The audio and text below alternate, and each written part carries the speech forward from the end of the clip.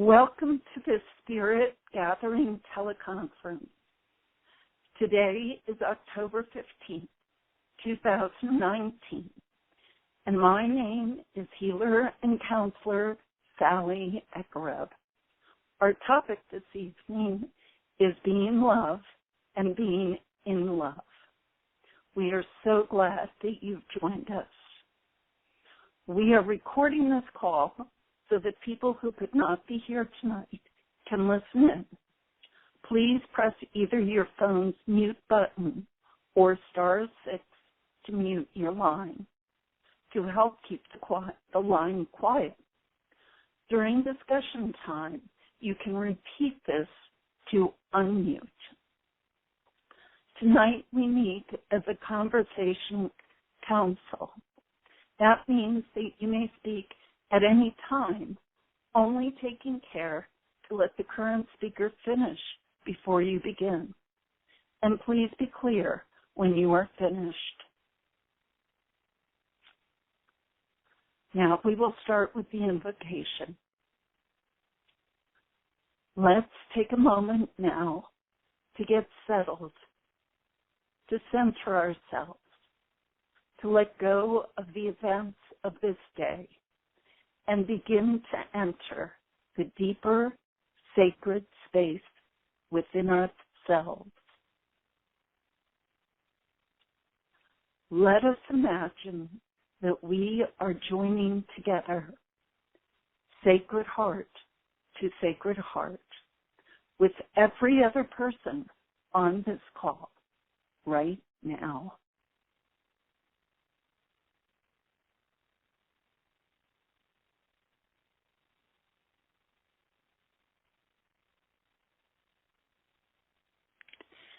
And let us imagine that we are joining together in a circle with a light or flame or fire in the center.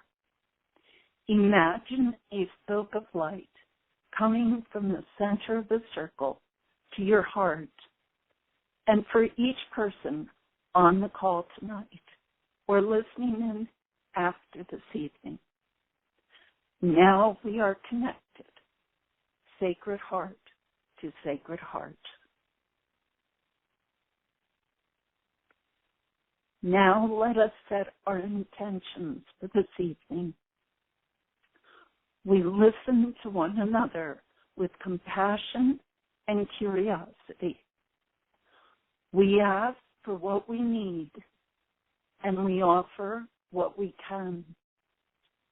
We deepen our connection with one another and the divine. May this sharing serve us, our communities, and the planet. And so it is.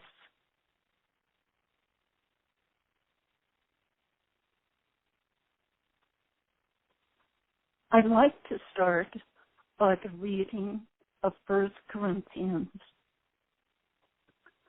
Love is patient and kind. Love is not jealous or boastful. It is not arrogant or rude. Love does not insist on its own way. It is not irritable or resentful. It does not rejoice at wrong, but rejoices in the right. Love bears all things, believes all things, hopes all things, endures all things. Faith, hope, love, abide these three, but the greatest of these is love.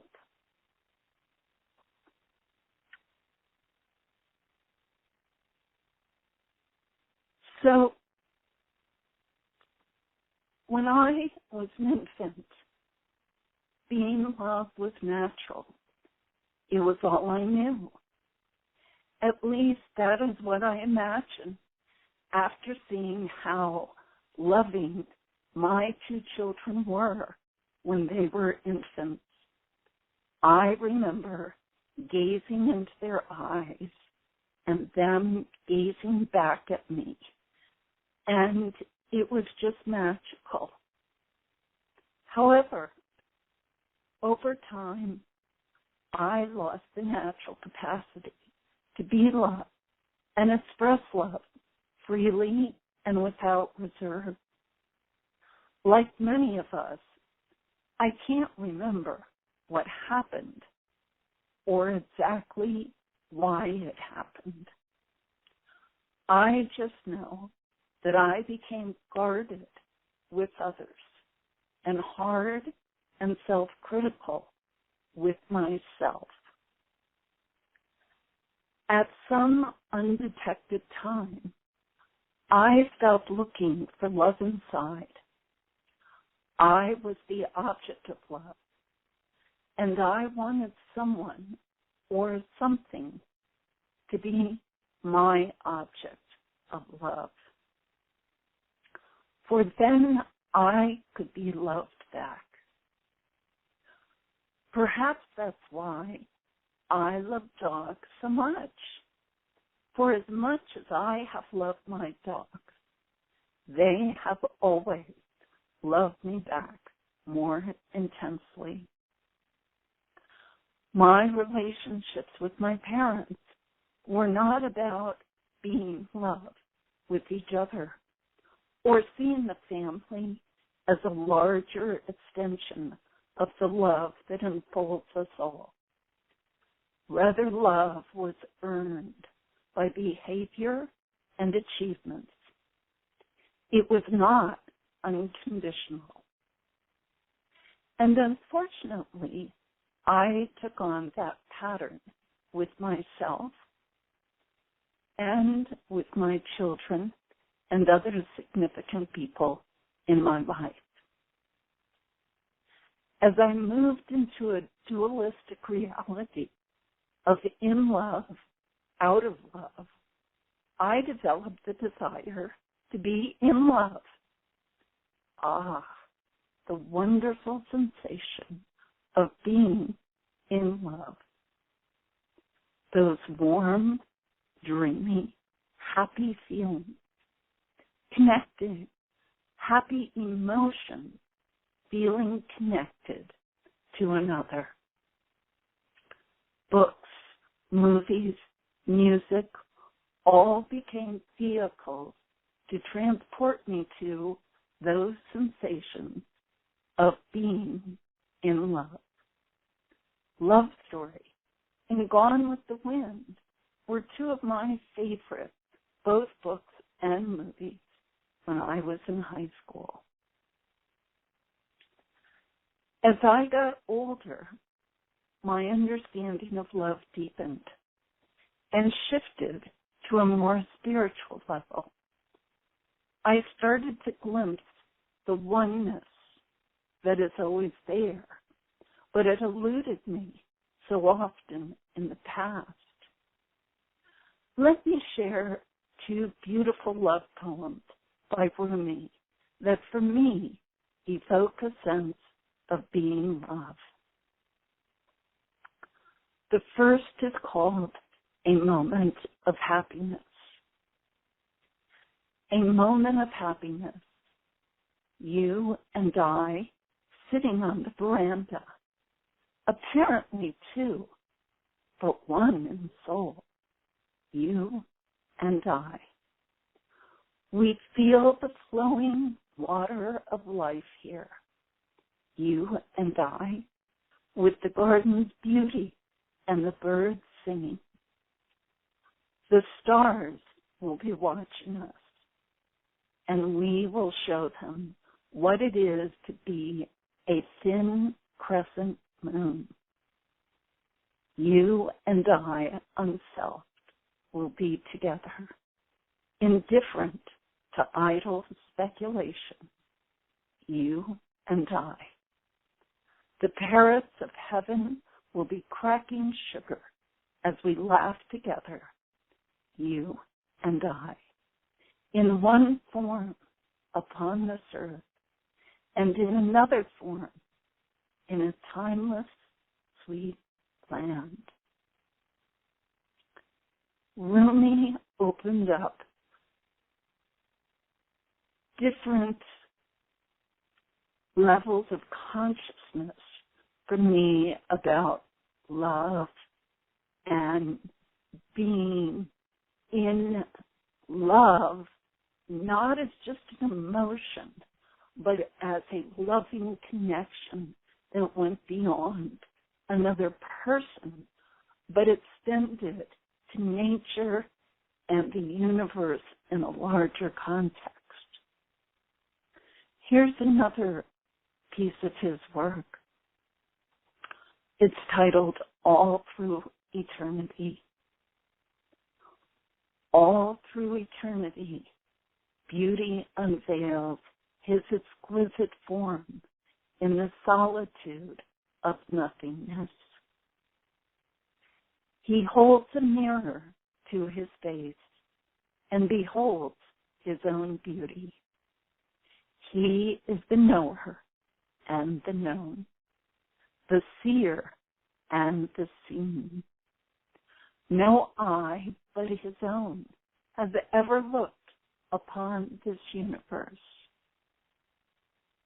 His every quality finds an expression. Eternity becomes the verdant field of time and space. Love, the life-giving garden of this world. Every branch and leaf and fruit reveals an aspect of his perfection. Thy cypress gives hint of his majesty. The rose gives tidings of his beauty. Whenever beauty looks, love is also there. Whenever beauty shows a rosy cheek, love lights her fire from that flame. When beauty dwells in the dark folds of night, love comes and finds a heart entangled in tresses. Beauty and love are as body and soul. Beauty is mine. Love is the diamond. They have together since the beginning of time, side by side, step by step.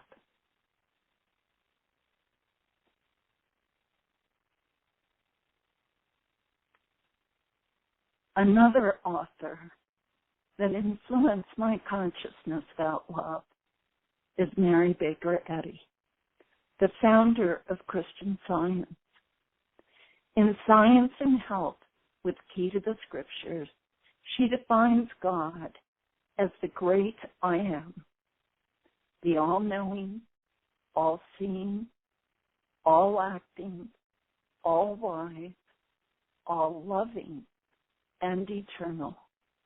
Principle, mind with a capital M, soul, spirit, life, truth, love, all substance, intelligence.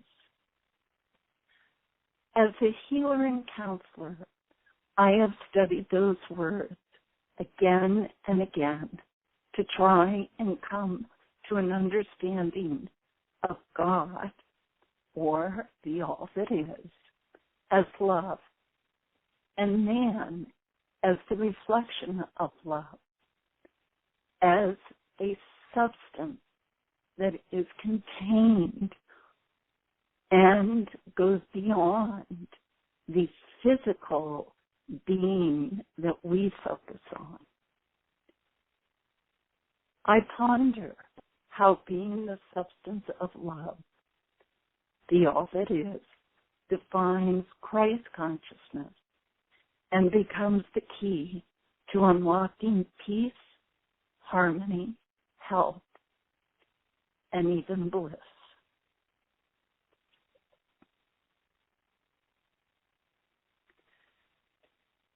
Years ago, I had the opportunity to study the Bhagavad Gita with Thomas Ayers. And that book, along with the Upanishads, opens certain levels of consciousness for me as well. And I'd like to read a few excerpts from the Bhagavad Gita that I have found particularly helpful.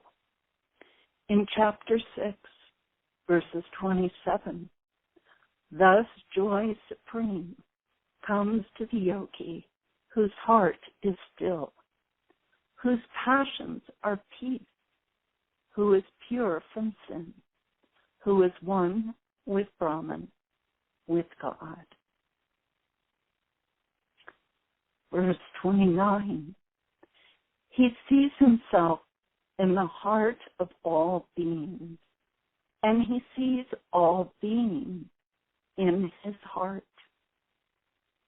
This is the vision of the yogi of harmony, a vision which is ever one. Verse 30, and when he sees me in all, and he sees all in me, then I never leave him, and he never leaves me.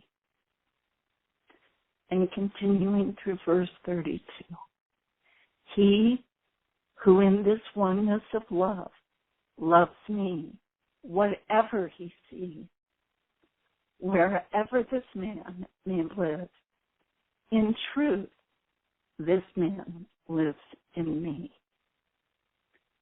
And he is the greatest yogi, he whose vision is ever one, when the pleasure and the pain of others is his own pleasure and pain. And finally in chapter 18, verse 55, by love he knows me in truth, who I am and what I am. And when he knows me in truth, he enters into my being.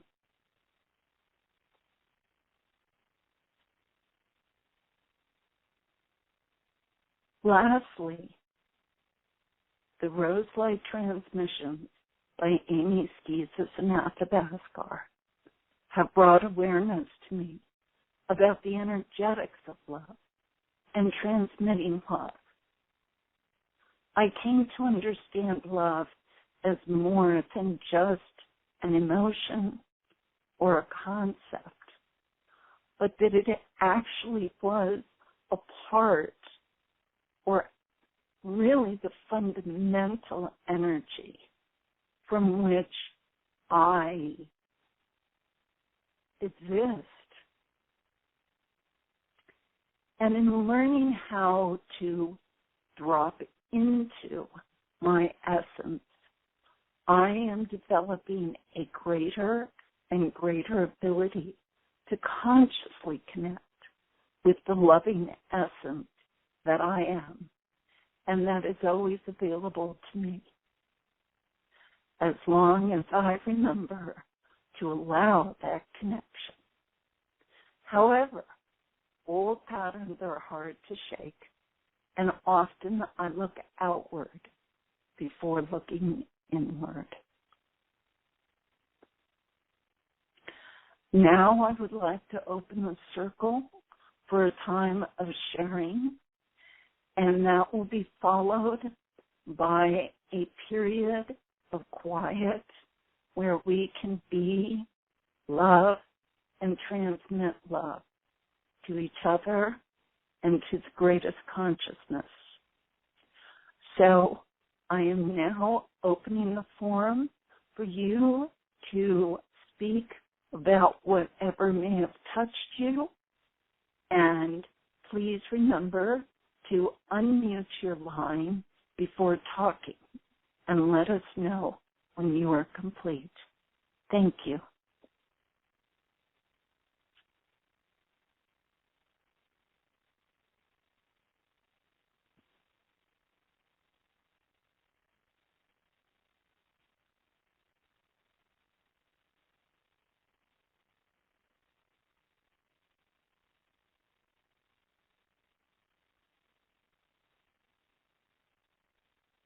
Thank you, Sally. This is Diane. Thank you for putting that all together, the various pieces that have touched you and helped you. I really appreciated all that you shared. And what struck me, among other things, is that the beauty and love walking side by side, hand in hand. And I was taken to just remembering in my early 20s, I had this time and space to hang out, for several weeks at a time with my grandparents, my mother's parents, and it was always like having breakfast, and it was like a little circle, a little triangle of the three of us. And it was so wonderful because, who knows what you talk about, something's on the news or just, I don't know, a bird chirps, and then you talk about that. And it would go on for hours. And it was one of the richest times of just love and spaciousness and receptivity and flow. And there was such a beauty in all of that.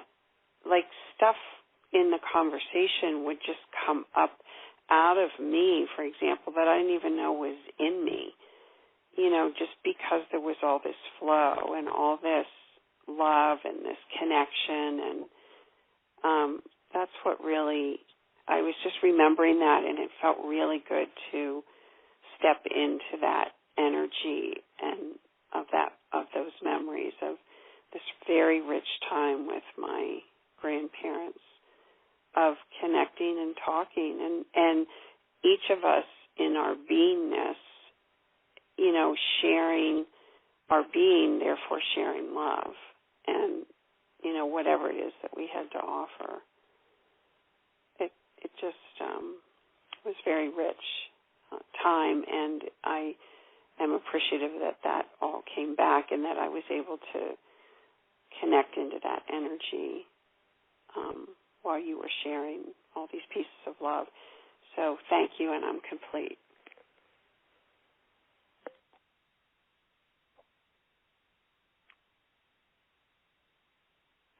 This is Sandy. I want to thank you. What a wonderful lesson and teaching. I just felt so much pouring of this loving energy around, really delved deep inside. And that made me think of sitting quietly, family, and just letting that flow of life happen. So appreciating that, and to be able to have this opportunity tonight to just let myself, my being, my body, relax into this is just wonderful. I felt the stars and I felt the sky.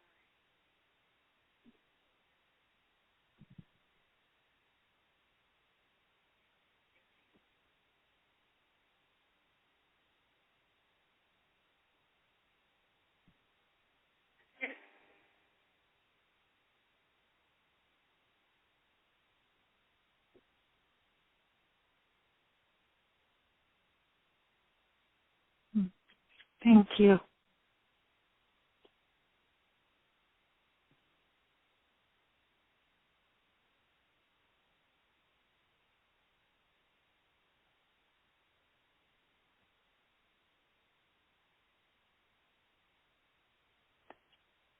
One of the other things I wanted to mention is, as I say, I took on the idea that in dealing in relationships, that my job was to kind of direct and teach in relationship to my children.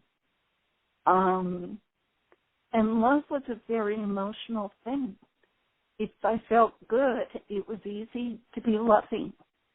And if I was provoked or challenged, it was very hard to hold a place of love. And over the years, as this spiritual deepening emerged, I came to understand that all I needed to do in my relationships, especially those with my children, was to be loving. And that was it.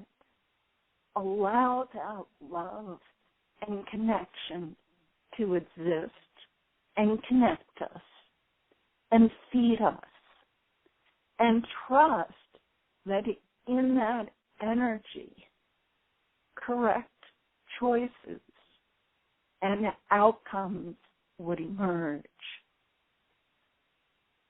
And it was a very, and continues to be, a kind of frightening thing, because there is the illusion of having to give up control, of fear that bad things may be chosen or develop as outcomes. And yet, time and again, I find that when I am capable of just being there for them, of just holding love for them, miracles can emerge, things that I have not even conceived of. And so that is something that I strive for in my day-to-day, not just with my family, but with friends and with other people. And this is why the Bhagavad Gita has come to a greater meaning for me, because it is about seeing that oneness. And I think it's also found in the Science and Health with Key to the Scriptures and all, that when I start to refute the, what I would call intellectual teachings of my youth and allow this other reality to emerge, it's a completely different life and way of being in life. And yet, one of the reasons I chose this topic is that it's an ongoing struggle for me. There is this desire to look for love outside with people in a more, I don't know whether it's superficial kind of relationship, but there is a sense that as I get older, I question more deeply, have I truly loved in my life? How many people have I truly loved? And how loving am I with myself? And how do I address the ongoing challenge of that? Because it is a challenge at times. And I'm complete with those thoughts.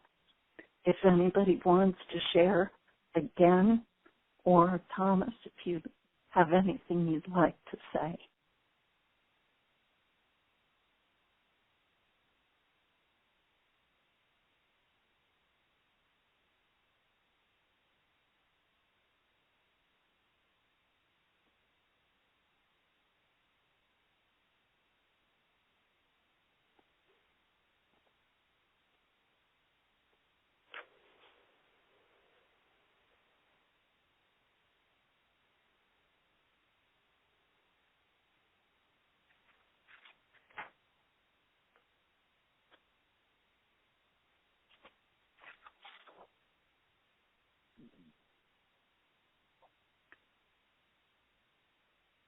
All right. I would then like to move to the next portion, which is time for us to be in the energies and to allow that energy of love to well inside of us and transmit into the greater universe. And I will keep track of the time, and we have about a little less than 15 minutes that we can take now to have this meditation and transmission on love. So I will speak again when we get to 9:20. Thank you.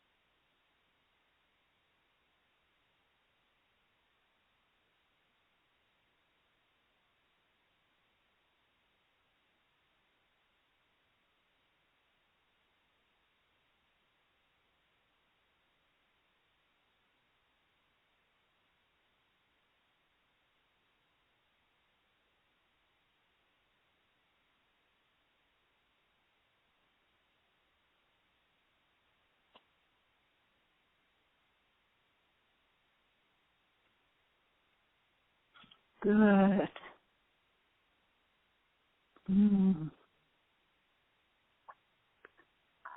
So let's take a minute now to come back, be more present in our physical body. And then we will start our checkout process.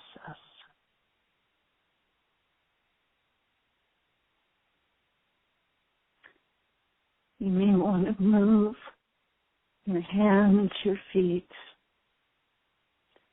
to reawaken that physicality.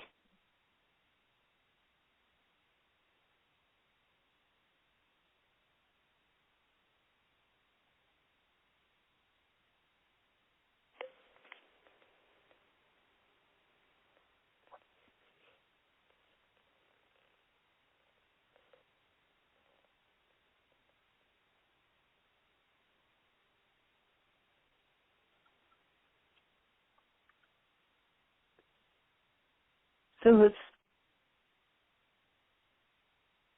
as we now start the checkout, I would like to invite each person to leave a comment on what stays in their heart and mind as they leave.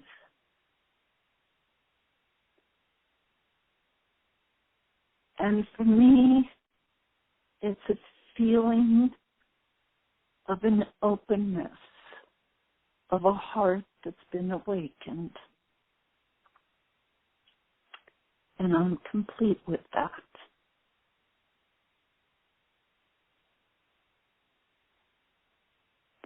This is Sandy. Love is light and connection.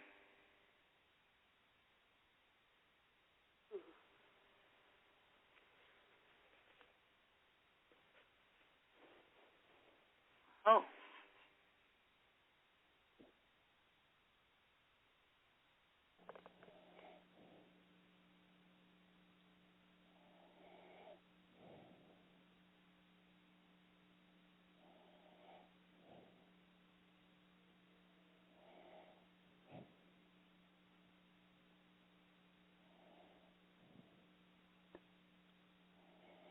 Diane, did you have something? Yes. It's just that love is flow and beauty and spaciousness and deep connection. I'm complete. Thank you. Thomas, would you like to say anything, or are you complete? Well, I do have a thought. Thank you. It occurs to me that your call in this gathering is at a very auspicious time, namely Halloween. And it's not about really trick-or-treating. It's about how spirit or beauty or the divine or Brahman puts on a costume in each one of us. Mm-hmm. But really, it's the spirit that's real and not so much the costume. And thank you for organizing and holding this call. And I am complete. Thank you. You're welcome. Thank you for joining us for this Spirit Gathering teleconference. The call may be archived as an MP3 at www.tzaddi.org,